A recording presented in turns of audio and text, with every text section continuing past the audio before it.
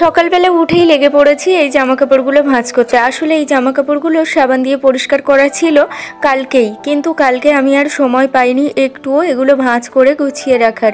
শরীরটাও আর টানছিল না, খুব কষ্ট হচ্ছিল। তো ভাবলাম সকালে উঠেই করে নেব। তো আমি সকালে উঠে এগুলো ভাঁজ করতে লেগে পড়েছি।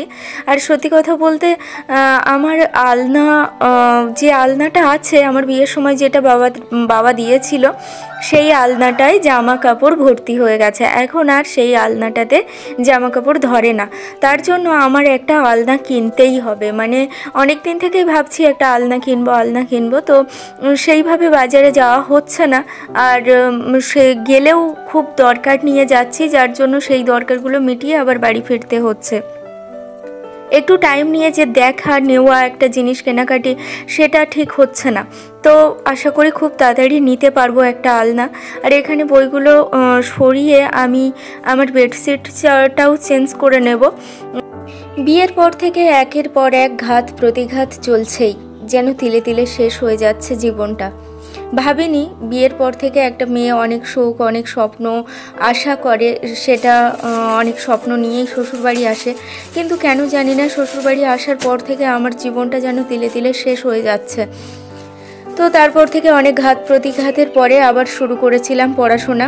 তো জানেন তো বর্তমান পরিস্থিতি কেমন, তো সেদিকে আর বেশি কিছু বলছি না। তবে হ্যাঁ, শ্বশুর বাড়ি থেকে পড়াশোনা করা আর বাবার বাড়ি থেকে পড়াশোনা করা আকাশ পাতাল পার্থক্য।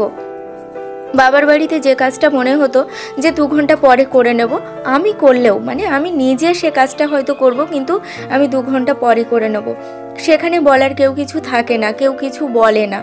আর শ্বশুর বাড়িতে লোকের কথার ভয় তো থেকেই যায়, না আমি ওই কাজটা আগে করে আসি তারপর পড়তে বসবো। মানে এমনটা হয়, আমার সাথে তো এমনটা হয়ই। তো সেই কাজ সব কিছু কাজকর্ম সেরে নিয়ে এসে তারপর আমি যেটুকু সময় পাই আমি নিজের জন্য দেওয়ার চেষ্টা করি।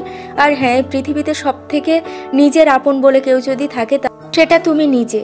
কারণ নিজের ভালো সময় মন্দ সময় কেউ পাশে থাক আর না থাক, নিজেকেই নিজের পাশে থাকতে হয়, নিজেকে বোঝাতে হয়, নিজেকে সেই সমস্ত সিচুয়েশনের মধ্যে থেকে নিজেকে বের করে আনতে হয়। তার জন্য নিজেকে অবশ্যই তৈরি করা দরকার। তো কি বলবো, বেশি কিছু বলার নেই, কারণ কে কীভাবে নেবে আর কিভাবে সেটা তার গায়ে লেগে যাবে, তার প্রভাব আমার উপরে এসে পড়বে, তো সেটা আমি চাই না। তো যা হোক, কারোর কথা কিছু যায় আসে না, কে কি বলল কে কি করলো, সে ধারণা, সে আশা আকাঙ্ক্ষা, লোকের কাছে ভালো ব্যবহার পাওয়ার ইচ্ছা, সেটা বহুদিন আগেই আমি ত্যাগ করে